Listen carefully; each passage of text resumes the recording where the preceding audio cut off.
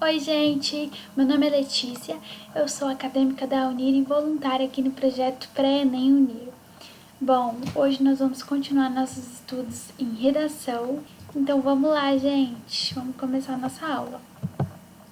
Bom, o que eu proponho para vocês, o que eu desejo que vocês estudem é a partir do método ativo, que é aquele método de você estudar redação sempre analisando redações exemplares, tirando ideias e aprendendo com as redações exemplares, tá bom? Pesquisem bastante na internet as redações nota 1000, vejam apostilas e se capacitem a partir disso, tá bom, pessoal? É a minha maior dica para vocês. A ideia do nosso trabalho não é que você adivinhe o tema, mas sim consiga dominar todos os eixos temáticos que nós estamos propondo para vocês. Nós já falamos sobre saúde, educação e hoje nós vamos falar sobre sustentabilidade e meio ambiente. Então vem comigo aqui, gente. Lembrando que o repertório sociocultural, que é o tema principal da aula de hoje, que é o que a gente veio trazer para vocês, ele é avaliado pela competência de número 3. E então vamos lá para o nosso eixo temático. Esse eixo temático é bastante amplo. Nós vamos começar a aprender mais um pouquinho sobre eles, tá bom, pessoal?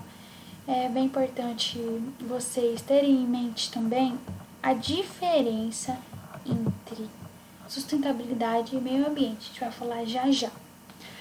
Gente, segundo a ONU, sustentabilidade é o seguinte: é o desenvolvimento que responde às necessidades do presente sem comprometer as possibilidades das gerações futuras de satisfazer suas próprias necessidades. Então, essa é a definição da ONU de sustentabilidade. Seria uma visão de empatia com o próximo, com uma geração que a gente nem sabe se vai existir ainda. É uma empatia muito grande pensar em sustentabilidade, né, pessoal?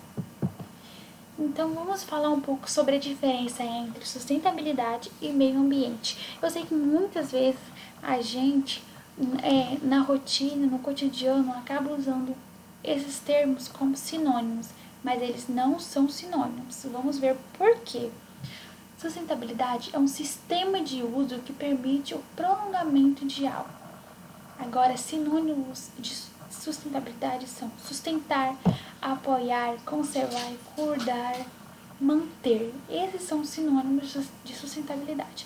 Então, gente, essa palavra significa o modo de uso, a forma que você vai usar algo para que esse algo ele tenha uma vida útil maior, para que ele se prolongue mais, tá? É isso que a gente quer dizer quando a gente fala de sustentabilidade da natureza. A gente quer usar ela, mas claro, pensando numa vida útil dela maior, na forma que ela vai se prolongar por mais tempo e dessa forma ela vai beneficiar mais pessoas, mais gerações.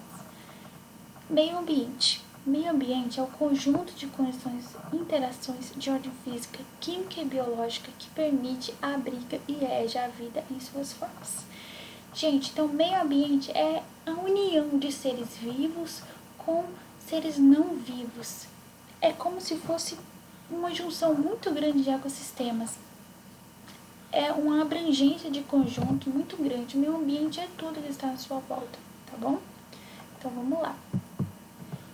Nesse eixo, eu trouxe para vocês aqui alguns temas de redação que podem ser cobrados dentro desse eixo. Qualidade de vida no ambiente de trabalho atual. O que eu quis dizer com esse tema? Seria a união de qualidade de vida à sustentabilidade. A gente sabe que hoje existem muitas empresas que empregam a sustentabilidade dentro do mercado de trabalho, que priorizam isso, que ensinam isso, que tiram tempo do seu trabalho, do seu dia, dos seus funcionários para capacitar eles. Então, é essa diferença que eu quis trazer nesse tema, é a diferença entre a qualidade de vida que uma pessoa vai ter numa empresa que preza pela sustentabilidade em consonância com uma outra que não tenha esse ritmo, essa forma de pensar, entendeu? Então, seria mais ou menos isso. Os desafios da educação ambiental no Brasil, a problemática do descarte inadequado de lixo no Brasil, necessidade de capacitação adequada dos servidores para o trabalho sustentável, gestão adequada de resíduos, e claro, a importância, né, da gestão adequada de resíduos. Isso é muito importante pensando em sustentabilidade. A importância de licitações sustentáveis nos órgãos brasileiros, construções sustentáveis e eficiência energética em questão do Brasil, o uso racional dos recursos naturais e dos bens públicos no Brasil, o impacto da cultura do desperdício na sociedade atual, os perigos do excesso de produção e consumo no Brasil atual, os desafios da preservação ambiental no Brasil. Então são alguns temas. Vocês podem imaginar ou pesquisar mais temas dentro desse eixo, porque ele é amplo, né? A gente tem as tragédias que aconteceu recentemente de Mariana e de Brumadinho, não só no Brasil, mas a gente tem os recentes casos de terremotos que o Brasil tem tido. Leves, né, gente? Terremotos leves, mas que tem acontecido e que podem ser, sim, ser encaixado, unido a algum tema. A gente tem também uma questão mundial, o Enem em geral cobra coisas no aspecto mais do nosso país, né? Dando essa especificação no Brasil, mas ele pode sim cobrar alguma coisa relacionada a incêndios, como incêndio florestal no Brasil, ou a diferença entre incêndio e queimada, são coisas diferentes, e também está dentro desse eixo, tá bom, pessoal? Agora eu trouxe para vocês alguns repertórios socioculturais. Vamos começar então, gente, com a leitura dos repertórios socioculturais. O artigo 225 da Constituição Federal diz o seguinte: o meio ambiente preservado é direito de todos e de responsabilidade do Estado e da sociedade. Esse artigo pode ser usado na sua redação, lá na introdução, ou ratificando algum argumento, alguma tese lá no seu desenvolvimento, tá bom? Fica bem interessante. Então, gente, o novo Código Florestal, ele trouxe mudanças e algumas flexibilizações da lei anterior que havia, tá bom, gente? Caso caia algum tema relacionando florestas, a mudança da vegetação nativa a partir da Revolução Industrial até os dias atuais, é interessante você citar também como defesa aí do seu ponto de vista, do seu argumento, tá? Gente, um repertório muito interessante também é a Agenda A3P. Essa Agenda 3P foi um programa criado pelo governo federal visando implantar uma responsabilidade socioambiental na administração pública, tá? É um projeto voluntariado, ou seja, as empresas não são obrigadas a adotar esse projeto. E o que é basicamente esse projeto?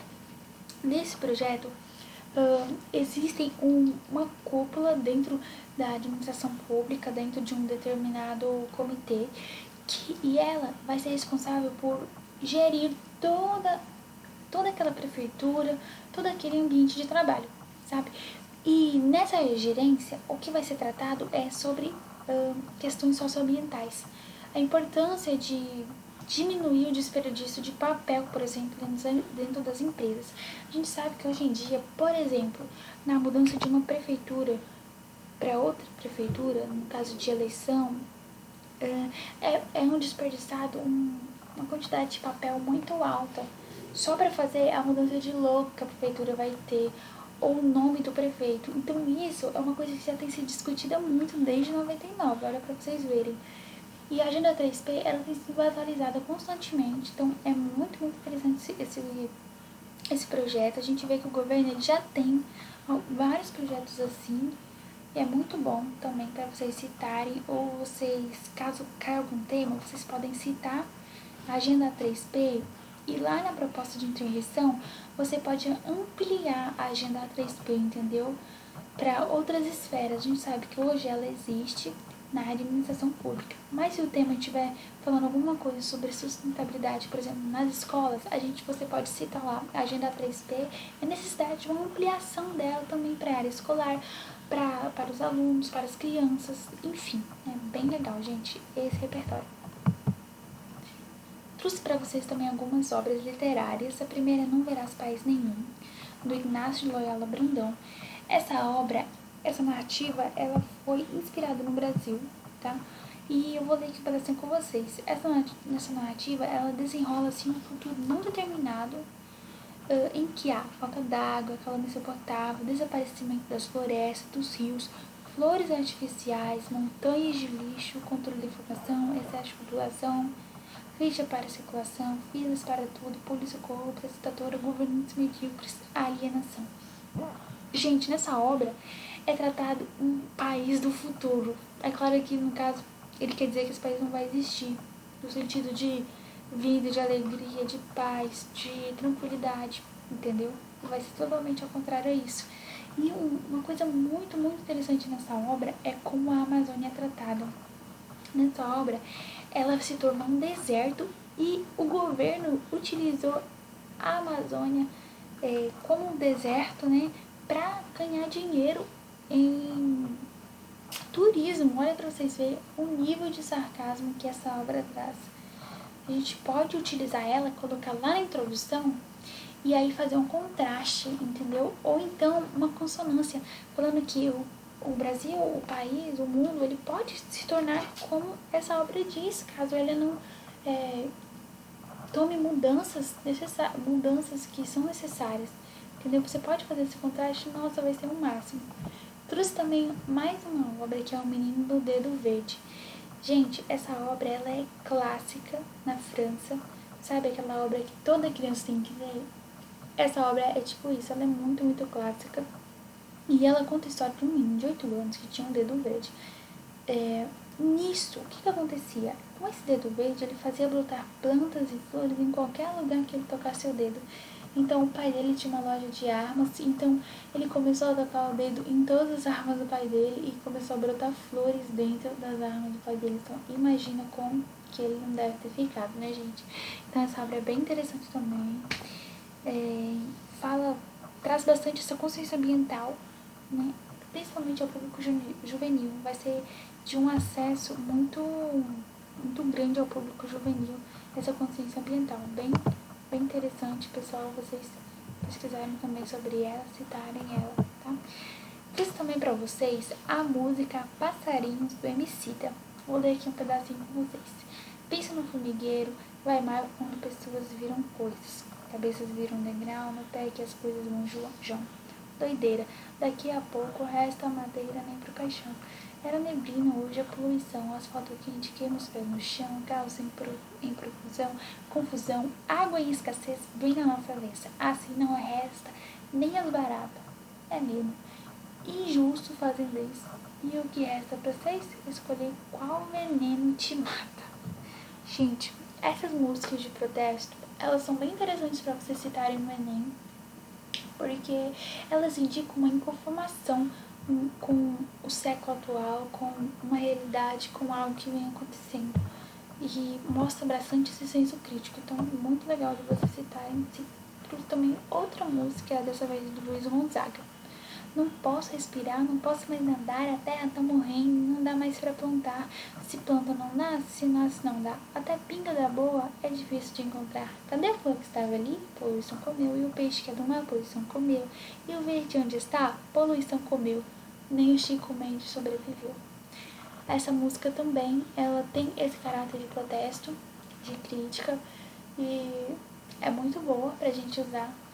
E eu vou usar ela na redação que eu vou fazer ali já, tá bom? Fiquem de olho, pessoal. Revolução Industrial do século XVIII. A gente sabe que após a Revolução Industrial, ali em 1720 em diante, toda a ideia de natureza que se tinha até aquele momento, ela foi transformada, porque começou a ser usada uma quantidade em massa muito maior de produtos naturais, a matéria-prima começou a ser muito, muito explorada. Então, gente, esse repertório é muito bacana para vocês usarem, tá? Porque é muito real. Além de que ele se encaixa com vários modelos temáticos, com vários eixos temáticos, não só no eixo temático da sustentabilidade e meio ambiente, mas também nas relações de trabalho, enfim. E é bem legal vocês usarem como a parte da exploração, ela foi bastante usada na Revolução Industrial. Também trouxe para vocês a Revolução Verde de 1960. Gente, para vocês entenderem melhor, a Revolução Verde, ela é como se fosse uma revolução industrial, só que no campo da agricultura. Então imagina a agricultura tendo um boom, assim como a Revolução Industrial teve um boom, foi mais ou menos isso. Então a Revolução Verde, ela teve um boom muito grande, com a introdução de técnicas novas, de mecanismos novos, um modelo de produção em massa também muito grande. E vocês podem citar que vai ficar o máximo, é muito, muito bom. Essa contextualização também, você pode usar ali como contraste, como consequência, no final do desenvolvimento, no começo do desenvolvimento, ou ali na introdução também, tá pessoal? E também tem aqui também para vocês o Protocolo de Kyoto. Ele é um tratado internacional com compromissos rígidos para a redução de emissão de gases que produzem efeito estufa, que são a causa atual do aquecimento global. Por mais que esse protocolo ele já tenha expirado, vocês podem citar ele, porque ele foi muito, muito importante já, entendeu? Ele foi tipo o início, o marco para essas questões ambientais, pensando em todo o mundo. Então é bem interessante vocês citarem, por exemplo, se cai algum tema falando de preservação ambiental, vocês podem citar o protocolo de Kyoto e pedir para que ele seja ampliado, para que ele seja renovado, para que ele seja criado outro, entendeu? Nessa forma você vai estar expondo bastante o seu ponto de vista, é claro, de uma maneira indireta, num sentido bom, né? Para que haja um novo tratado internacional, assim, amplo, visando essa melhoria da sustentabilidade e dos compromissos aí com o planeta. Tá bom, gente? Então, gente, o Rio 92 e o Eco 92 aconteceram no Rio de Janeiro, no Brasil, assim como o Rio Mais 20. E essa conferência foi promovida pela ONU, tá bom? Que tinha o objetivo de introduzir a ideia de sustentabilidade e equilíbrio ecológico mundialmente. Então, foi uma conferência muito importante, com um cunho ecológico muito forte e visando aí embarcar vários temas, tá bom? Mas o objetivo principal era introduzir essa ideia de sustentabilidade. E o maior resultado dessa conferência foi a Agenda 21, tá? Que tem ações prioritárias ali na parte de inclusão social, sustentabilidade urbana e rural e também a preservação dos recursos minerais e naturais. Trouxe para vocês também o trabalho do Peter Senge. Ele fala bastante sobre ética ambiental e também sobre o uso de animais, entendeu? Que para ele, usar animais na parte de experimentação ou também na parte da alimentação é algo totalmente errado. E foi a partir desse trabalho que ele criou a obra Libertação Animal, tá?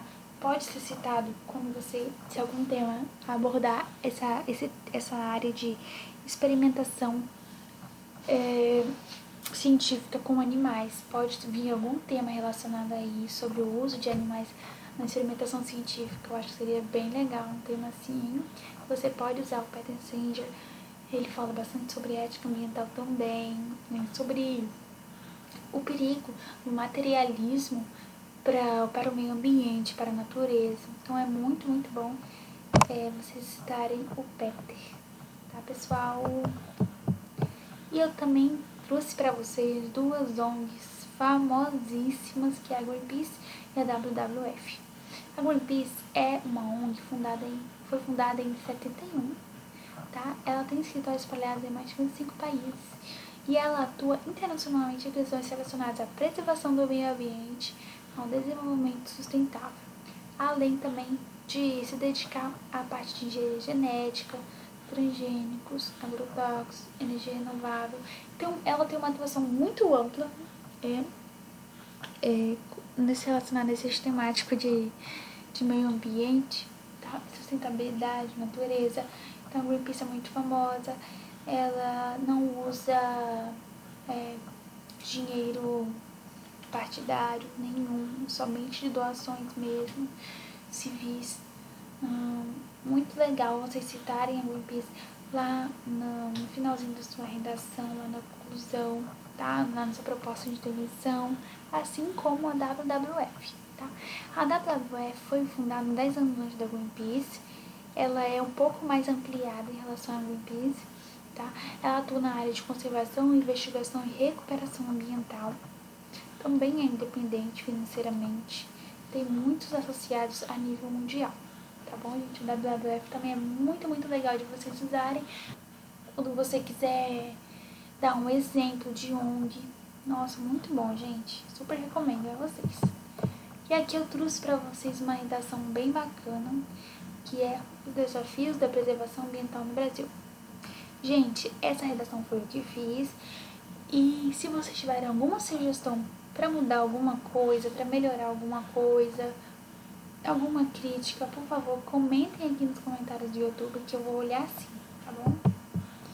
Então vamos lá, nossa introdução. Eu já vim logo com o repertório sociocultural que eu dei pra vocês, que é a música do Luiz Gonzaga.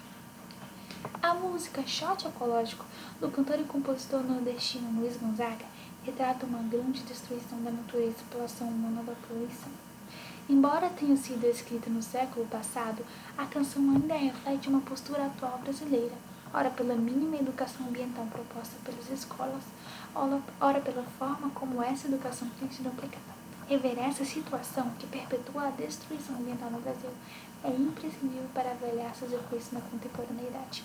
Pessoal, o tema da nossa redação é desafios da preservação ambiental no Brasil, tá bom? Só que você pode dar um segmento para sua redação. Então, o meu ponto de vista, eu já deixei muito claro aqui para o corredor, que é o quê? É a parte da consciência educacional que influencia a preservação ambiental no Brasil, entendeu? Então, a importância da educação ambiental para a preservação. Você poderia entrar em outro segmento, não precisava ser da educação. Eu entrei aqui na educação para mostrar para vocês como fazer isso, apesar de que eu também achei mais fácil, tá? Mas você pode falar da preservação ambiental falando de outra coisa, tá bom? De outra coisa, e é claro, especificando mais a sua redação. Mas é claro, tem que tomar muito cuidado para não fugir do tema. Então vamos lá continuar com a leitura da nossa redação. Desenvolvimento. A priori, é válido lembrar o artigo 225 da Constituição Brasileira, tendo em vista que nele se afirma a responsabilidade mútua entre o Estado e a sociedade para a construção de um meio ambiente preservado. Sabe-se, porém, que pelo fato de a educação ambiental não ser prioridade na grade curricular das escolas brasileiras, a formação ética e ambiental dos indivíduos acha-se comprometida. Por conseguinte, a falta de educação ambiental atrasa significativamente o desenvolvimento sustentável, uma vez que a população desprovida de informações pode até financiar fábricas que promovem desmatamentos, poluições e produzem objetos não recicláveis. Logo, indivíduos desinformados de práticas sustentáveis acabam por auxiliar indiretamente na destruição de ecossistemas e escassez de matéria-prima. A posteriori, cabe pontuar a influência que o método tradicional de ensino possui em definir o interesse da educação ambiental pelos alunos. É evidente ao corpo social que a passividade no processo de aprendizagem não desperta entusiasmo nos alunos e, portanto, o amor pela natureza e pelo meio ambiente não se tornará algo intrínseco a eles, podendo enredar o futuro das próximas gerações. Consoante ao tema, o livro clássico francês O Menino do Dedo Verde retrata a história de um menino de 8 anos que, após uma experiência exitosa como professor, passou a amar a natureza e a criá-la literalmente com os dedos. Dessa forma, fica evidente a grande importância da docência ambiental nas instituições. Conclusão. É imperioso, portanto, a execução de medidas que mitiguem o quadro atual de baixa preservação ambiental no Brasil. Para tanto, urge ao Ministério da Educação a priorização da educação ambiental na grade curricular brasileira, visando sanar as lacunas existentes nesse contexto ecossistêmico. Somado a isso, cabe ao Ministério do Meio Ambiente, em parceria com as escolas, a implementação de excursões em parques naturais e em reservas ambientais durante as aulas de sustentabilidade, a fim de proporcionar aos alunos contato direto com a natureza e, a partir disso, sensação de pertencimento e o desejo de preservá-la.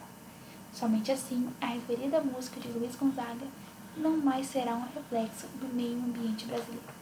Pessoal, se vocês repararem, eu utilizei aqui a técnica do texto-circuito, que é aquela técnica em que a gente volta lá na introdução, no finalzinho aqui da conclusão. Eu acho muito legal, eu acho que é até uma forma de metalinguisticidade no texto, eu acho que fica muito, muito bacana. Super recomendo vocês usarem, tá bom, pessoal? Gente, vocês já estão cientes da sugestão de repertório inovador que eu tenho trazido para vocês. E dessa vez não foi diferente, então eu trouxe para vocês de novo um repertório na área de obras de arte. Então vamos lá, gente. Essa obra é do Claude Monet, a gente já não sei falar francês, me perdoa. E vamos ler aqui um pouquinho do que eu coloquei. É uma das principais pinturas de Monet, pertencente ao impressionismo, um movimento que surgiu na metade do século XIX e revolucionou toda a história da arte, abrindo caminho para as chamadas vanguardas europeias. É retratada a relação harmoniosa entre o ser humano e a natureza. Pessoal, essa obra, Campo de Papoulas, em Argenteuil, ela é bem interessante porque fala dessa relação harmoniosa entre o ser humano e a natureza. Tem várias outras obras do Monet que traz a natureza como enfoque, vocês podem pesquisar. E é muito legal vocês usarem esse tipo de repertório na introdução. Por quê, gente? Porque ele é um repertório que tem um pouco de dificuldade de ratificar teses, ou então autorizar, dar algum argumento de autoridade. É um pouco mais difícil. Esse repertório é mais para você usar na introdução, mas se você conhecer uma obra de arte que ela é super se encaixa, ela é específica num tema, você pode citar no restante da sua redação com certeza. Mas como eu tenho trazido para vocês obras um pouco mais distantes do tema, em que você tem que usar a criatividade para aplicar ela no seu tema, é interessante você deixar ela na introdução e usar ela como contraste. Por exemplo, aqui essa obra eu colocaria um pouco da descrição dela ali na introdução, falaria dessa relação harmoniosa entre o ser humano e a natureza, e logo traria um contraste entre essa relação harmoniosa que havia nesse período, ou essa relação harmoniosa utópica do Claude Monet, em contraste com a realidade, né? Que essa relação harmoniosa, ela não tem acontecido tanto assim. E aí eu já colocaria um contraste e pronto. Depois eu citaria ela de novo lá na conclusão, tá bom? Para formar o texto circuito. Pessoal, então é isso, tá? Aqui na nossa sugestão de repertório inovador. Gente, eu trouxe algumas referências aqui pra vocês. E a última referência eu quero muito que vocês pesquisem, porque ela fala bastante sobre obras.